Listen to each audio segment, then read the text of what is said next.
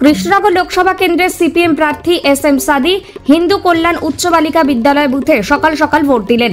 পাশাপাশি তিনি জানান, কৃষ্ণনগর লোকসভার ৭৩ নারায়ণপুর ১ ও ২ নম্বর এলাকায় তাদের কর্মীদের এজেন্টের মারধর করা হয়েছে অভিযোগ করেন তিনি। Bureau report, news UNI.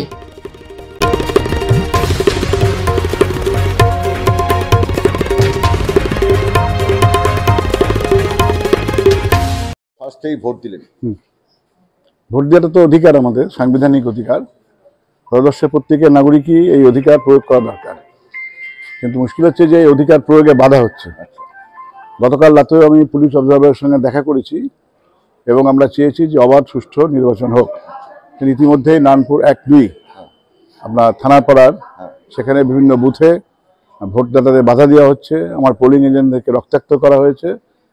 এটা তো গণতন্ত্রের পরিপন্থী।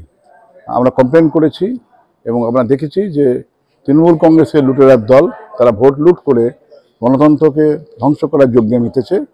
যদিও এর সঙ্গে সঙ্গে পাশাপাশি মানুষ প্রতিবাদ করছে, প্রতিরোধ হচ্ছে সর্বত্র। মানুষ প্রতিরোধ করেই তার যে ভোটদানের যে অধিকার, সে অধিকার সুরক্ষিত করছে। আপনি যাচ্ছেন এখন? আমি যাবো নারায়ণপুরে।